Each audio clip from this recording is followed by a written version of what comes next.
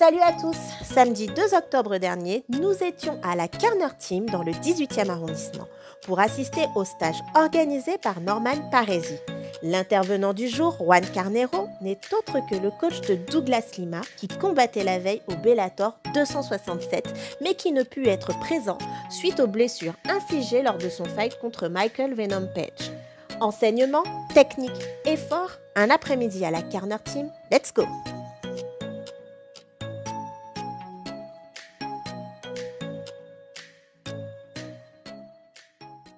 French, if I still remember, you know. First of all, thank you, Norman, to bring me here. I'm very sorry to be here late, guys. I came straight from London from the fight, and I got a loss on the train, you know. And you know, I even didn't sleep, you know. And unfortunately, Douglas, after his fight, you know, his PKC is totally, you know, like not conditioned to be here, you know. But he said like he apologized everybody to not be here, you know. And also was very hard for coming here. But anyway, guys, I want you guys enjoy, you know. Let's gonna and start the seminar, you know. As you know, guys, I'm a black belt in Jiu-Jitsu.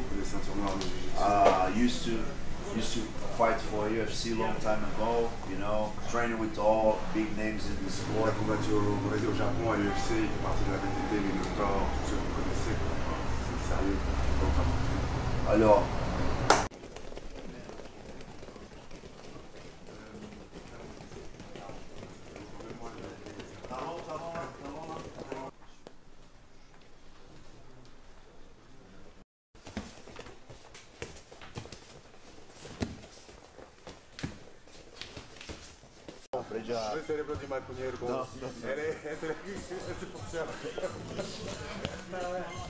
Vous allez faire, ne pas rester fixe. Parce que là, je vais commencer à te défendre. Là, il marche. S'il marche sur la hand, c'est compliqué à planer. Quand il marche, je ne peux pas m'organiser. c'est marche, c'est pas été. Quand tu prends la cimbolette, C'est pas fini. tu fais là, oh, que si tu peux aider là-bas, il défend. Mais quand il marche, je prends le marche, forward, backward, Putain. And then run the pipe finish. Ok? Vas-y, 1, 2, 3.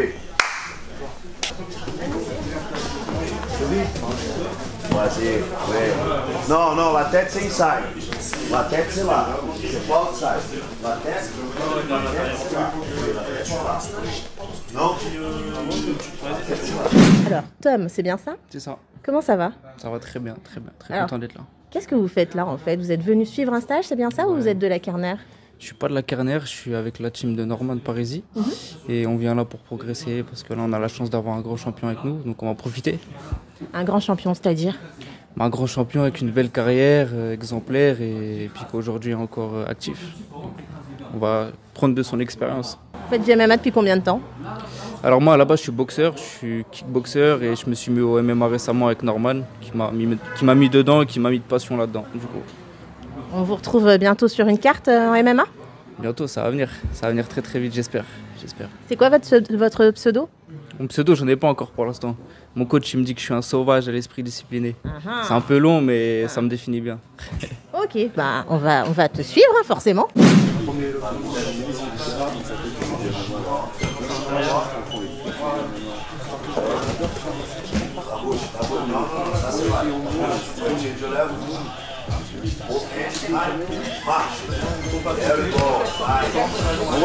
les premiers dans ça, c'est pas grave.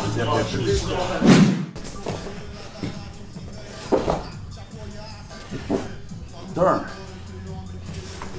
Sit belt. Cette bête, c'est dans une ceinture de sécurité. Vous voyez la position de ses bras? Je sais que ça va vite, hein, mais essayez de regarder les détails. On reviendra dessus après pendant l'année et tout. Là, on profite des positions. Regardez les bras, comme une ceinture de sécurité. Vous voyez quand on est dans une voiture? Comme ça qu'il prend le dos. Il prend pas autrement. Exactement. Une dernière fois. C'est pour ça le nom c'est sit belt. Comment vous dit sit belt? Ceinture de sécurité. De ceinture de sécurité. Ceinture de sécurité. C'est pas la ceinture de sécurité. Qu'est-ce que je vais faire? Si le cas, si le vieux est cassé, je vais tomber. porque a confiança uma mulher ingrata que te beija, te abraça, te rouba e te mata. Desacredita, pensando só naquela sua moça ameaçada. C'est une expression que j'adore, elle dit le plus moche dans la vie, les gens qui pleurent le ventre plein. C'est le genre de mec comme ça, tu vois. Donc ils sont pas trop blindés. Ça va prendre des vraies choses.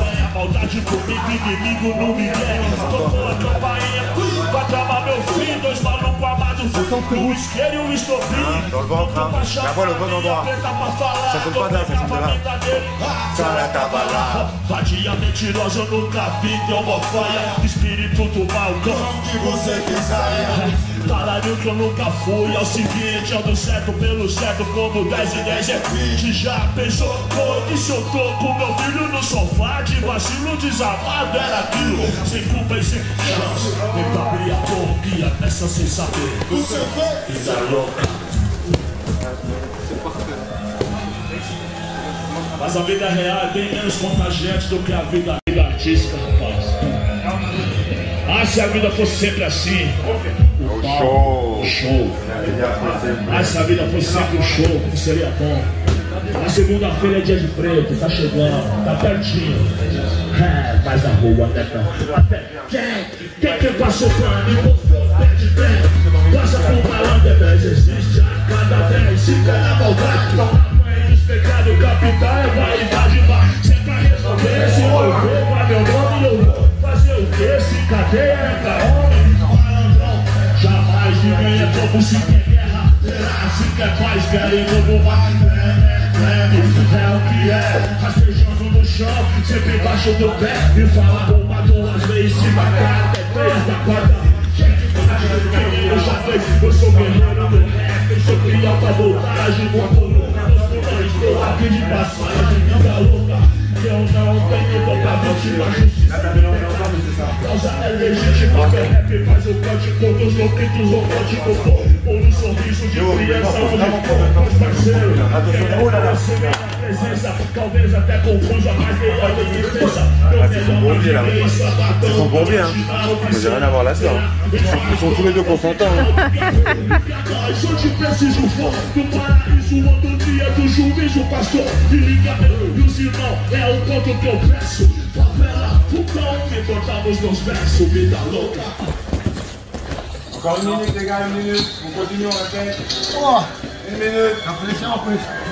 Muito pressão. On continue.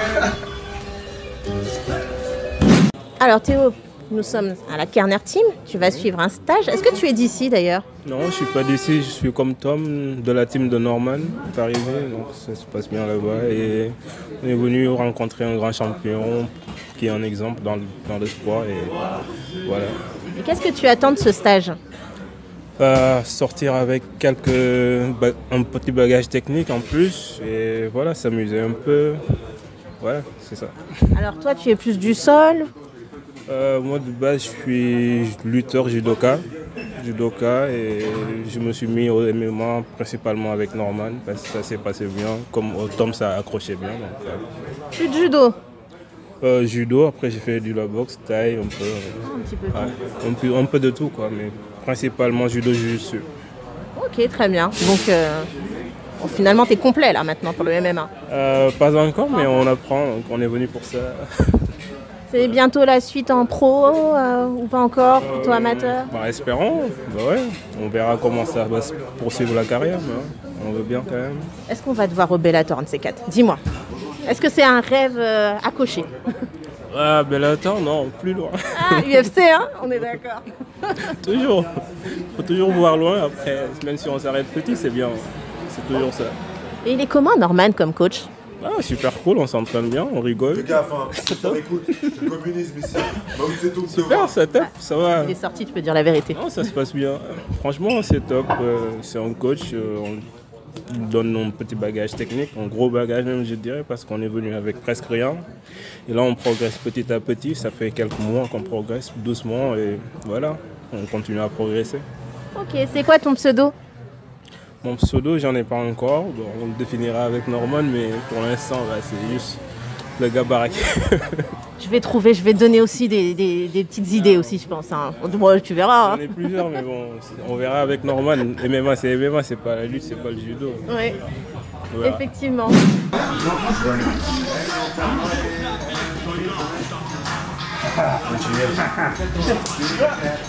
Allez, sûr ça va faire ça. Non, c'est bon là, regarde. C'est la même chose, ok? Qu'est-ce qu'il va faire? Et si tu peux me changer tranquillement avant les gens si tu veux. Mets ta main et allez voir. Regarde comment il va rouler ta main. T'as vu tes bras? T'as vu ta main? Même ma mère a vu un épée. T'as vu ce que je t'ai dit? Fais pas ça. Pas fait ça. Tu fais la merde. Tu défends. J'ai fait ça et je fais ça. C'est déjà là de mourir comme ça.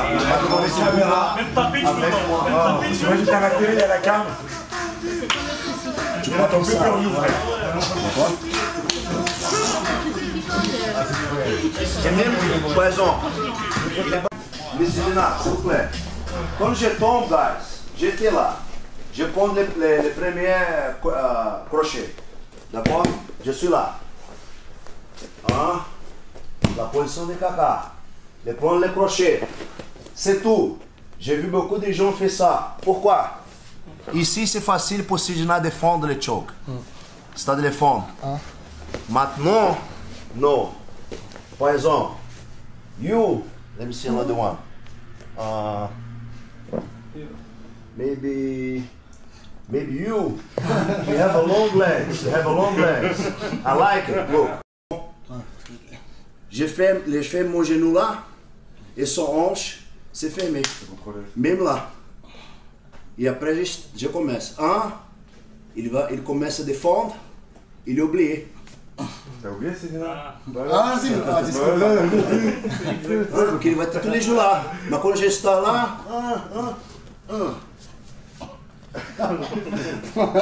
D'accord? Vas-y, gars.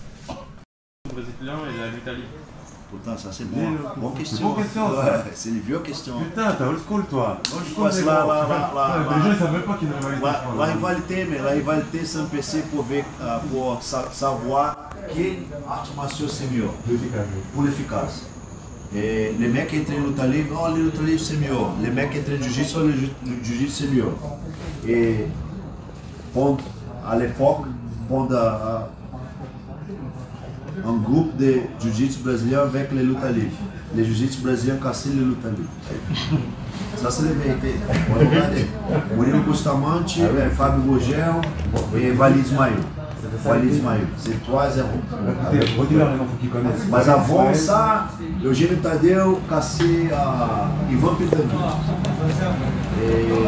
Et Pinduca gagnait Marco Rua. C'est 1-2. C'était comment? Ils Vale Tudo? Vale Tudo. Marco Rua, ouais. Walid Ismail. Tu connais Walid Ismail? Oui, battu Eugênio Tadeu. Sim. Então, donc, como é que é estilo, mano? Le style de combat de la luta livre, en ma opinion, c'est pas finesse. C'est tous les jours la chape de jambes, la guillotine, c'est bon. Hein? La kimura, finalisation, il n'est pas des fonds, détails. Les jiu-jitsu de la mentalité sur des fonds. Tous les jours, tu bouges des fonds, sweep, des fonds, armor, des fonds, triangle, des fonds, sweep, doesn't work, des fonds. On va faire passer la garde, oui. La guarde. Luta livre, c'est tous les jours. Casser pour les balaises. À l'époque, si tu n'es pas balèze et tu es entraîné dans ta livre, tu es mort. Je crois que tous les jours, je crois que tu as déjà écouté un mec, pour moi, c'est un des meilleurs combattants de la luta livre, Pequeno. Por que Pequeno c'est bon? Por que ele c'est bon à la guillotine? Et moi, visage. Il c'est bon à la guillotine parce qu'il c'est petit et trop balèze. Et par exemple, il défend. Quand il a les chances pour prendre les coups, c'est tout. Pourquoi? Parce que s'il pas laisse les stranglements, les autres balaises vont casser sa gueule. Et qu'est-ce qu'il pense? Il pèle les coups, E desespero quase. Claro, ele ficou melhor. Ele ficou expert em pegar O Bendita lá dentro nas pernas, os caras jogando. Mas só sabe isso. Se você defender a guilhotina, já era. Exatamente. Ce mec est bon juste en une chose. Il est trop bon en une chose. Mais si la chose ne marche pas, il est mort. Après, il réagit plus. Passer la garde, parce qu'il n'y a pas de structure. Le jiu-jitsu, le but, c'est de ne pas faire passer ta garde. Un gars qui a le jiu-jitsu, il ne fait jamais passer la garde. À l'époque, j'étais un étudiant ici, Benzi Kasmi. Il habitait aux États-Unis maintenant. Il est très bon chef de clé. Tous les jours, quand par exemple, il tapait beaucoup de gens. Mais quand, par exemple, si tu défends, son confiance, la confiance. Dans les yeux, il n'y a plus rien. Underdog à 3, ok. Top. 1, 2, 3. Underdog. Voilà. Et là, viens. Attends, un autre photo aussi, viens.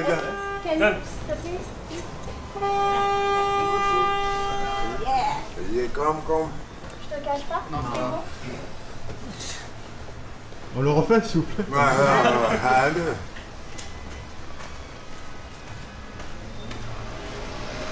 Et elle aussi, hein. 1, 2, 3. Ah ouais, ok. 1, 2, 3. Underdog.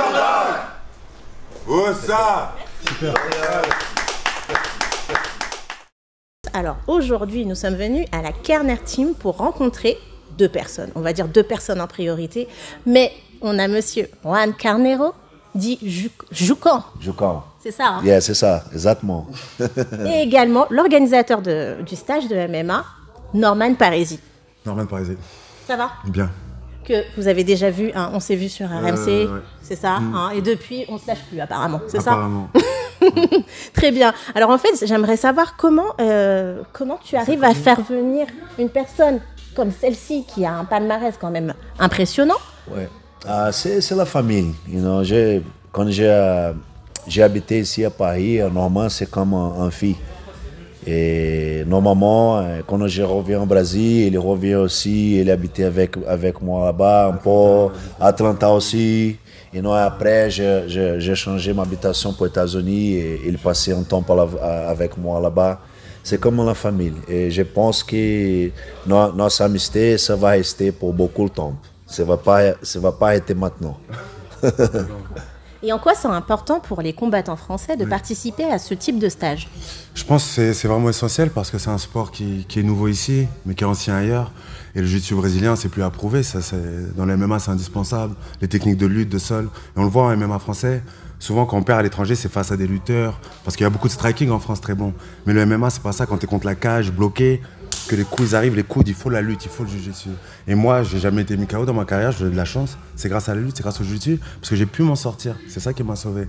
Et je pense qu'on a tout intérêt d'apprendre tout ça, pour que la prochaine génération puisse gagner à l'étranger, parce que c'est ça qui m'intéresse, moi. C'est que les Français, à chaque fois on dit il a failli gagner. Tu as vu, les Français, je tiens plus quasi gagner, quasi, ma quasi, não é vitória. Porque falta aquele jogo de cage, de défense, de gange, de underhook, overhook. Français, tu vois les combats, ils piquent un peu. Ils piquent, ils s'en vont, parce qu'ils n'ont pas la confiance de... Ils peuvent pas, parce que ça, il faut la lutte pour faire ça. Ouais. Tu tem que ter wrestling para caminhar sobre cara. O Douglas, les gens font, il est bon de striking. Il est bon de striking porque ele tem wrestling. Aí que pode matar o cara. Il fait la confiance. C'est ça. C'est pas les combattants avec pas la confiance, qu'est-ce qu'il va faire? Il va faire, oh, je suis bien en strike, mais j'ai pas la confiance parce que je pense que mon opponent, il peut me ramener au sol et qu'est-ce que je veux faire au sol. Et donc ça fonctionne pas et ça freine l'école française, je pense. Et vu que j'ai envie de l'avoir développé, je pense quoi, pour qu'ils aillent vers ça. C'est un peu, comme je dis, c'est un peu en anglais, c'est funny, how can I say? C'est marrant. C'est marrant, voilà. C'est un peu marrant, il dit ça que les MMA au Brésil, c'est la même chose. Les strikes brésiliens a beaucoup de combattants qui sont bien en défi. Mais la vérité, les Brésiliens, les cures. Les cures, c'est un truc de ouf. Hein. Mais il n'est pas bien en wrestling. Il est bon au sol avec le jiu-jitsu, mais il n'est pas bien avec le wrestling, à la lutte. Et donc, c'est pareil, c'est un peu pareil. Hein. C'est un peu pareil. C'est un peu pareil. Et maintenant, le wrestling, la lutte, maintenant, c'est faire une grande différence maintenant. Je pense que tous les combattants ont besoin d'entraîner la lutte. Les champions actuels de l'UFC, c'est quasiment tous des lutteurs. C'est qui quasiment, il y a qui? Usman, c'est qui les champions? Usman, c'est qui d'autre? John Jones. En lutte. Gilbert Burns. Qui ça? Burns, Jiu-Jitsu. Gilbert Burns. Jiu-Jitsu. Il n'est pas le champion. Ah oui. Depuis toujours, là. Khabib, c'est la lutte. Jones, Cormier. Tu regardes les champions, tu vois. Même Poirier, il entraîne beaucoup la lutte là-bas, America Top Team, à Louisiane. Ah, mais America Top Team, il entraîne la lutte. Cormier, c'est. Oui. Là, on a pu découvrir aussi, enfin moi j'ai pu découvrir comment casser la distance, comment réagir en cas de, enfin pas KO, mais quand un coup est un peu trop, commence à étourdir. Enfin, les stages, en fait, ça a l'air d'être une mine d'or, une source, en fait, pour pouvoir... et c'est des choses qu'on apprend déjà au club ou pas du tout? Bien sûr, au club déjà, mais au club c'est souvent avec les mêmes personnes, c'est bien d'avoir des gens de l'extérieur comme ça qui viennent nourrir. Et c'est des sports, comme dit, c'est en présentiel. Hein. Les tutos, Internet, c'est bien, mais il faut rencontrer les gens, il faut parler. Les détails, ça s'appelle le savoir-faire, qui est un mot, le savoir-faire. Et c'est ça nos disciplines, il s'agit d'un vrai savoir-faire et je pense que c'est bien de rencontrer, d'aller dans les clubs. Et j'espère que Jouko reviendra en France. Hein. Il va revenir, on va le revoir. Et on fera venir plein d'amis. Par exemple, les séminaires maintenant, c'est un truc vite fait. Hein. J'ai parlé avec lui, j'ai vu le combat de Douglas et il fait comme semaine. Oui, 3 semaines. Il a organisé la semaine dernière. Ouais. Et en vérité, je pense que je reviens et fais un truc mieux. Et com beaucoup de temps. J'aime bien faire un séminaire avec 3 heures. 3 heures? Oui, 3 heures. 3 heures et je vais couper 1h30 et je vais manger quelque chose, boire quelque chose, 30 minutes et then je reviens. Je pense que ça va marcher mieux la dernière fois. Alors comment ils ont été les combattants français qui étaient présents lors de ce stage? Comment est-ce que tu les as trouvés? J'ai trouvé beaucoup de jeunes et ils apprennent beaucoup vite. You know, je pense que, bien sûr, il va faire je ne vais pas dire les champions du monde, mais je crois que les jeunes, les mecs que j'ai vus aujourd'hui ici, c'est des futurs de la France, bien sûr. Donc, tu as été coach de plusieurs personnes, on peut les citer? Oui. Anderson Silva? Oui, j'ai combattu avec lui longtemps avant et maintenant je suis c'est mon ami maintenant. D'accord. Oui. John Jones? Oui, j'ai entraîné avec elle un peu. Il était à Atlanta, il entraînait à mon club comme 12 semaines avant de se combattre avec Rashad Evans. C'est mon ami aussi. Et on a Mr. Douglas aussi, voilà, Lima qui hier... Douglas, c'est comme longtemps avant quand j'ai habité à Paris. Et il est mon fils. Il est mon fils avant, mon fils. Désolé mon français. Hein. Mon fils. Non, Douglas c'est la même chose. D'accord. You know, quand j'ai ramené, Vous l'avez vu déjà là-bas, on s'était ouais, Douglas. Oui, même les temps. combat contre Charlie. Oui, je pense à ça. La résilience. Oui, exactement. C'est une petite histoire, j'ai envie de raconter. Parce que moi j'ai connu Douglas à l'époque en 2008 à Atlanta. On s'entrait dans une salle qui appartenait à Brian Stern, s'entraînait là-bas. Et bref. Par exemple, il habitait avec un mec qui combattu avec Douglas. Et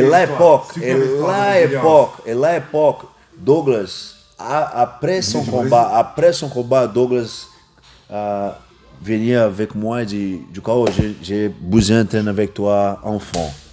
Pas comme ça.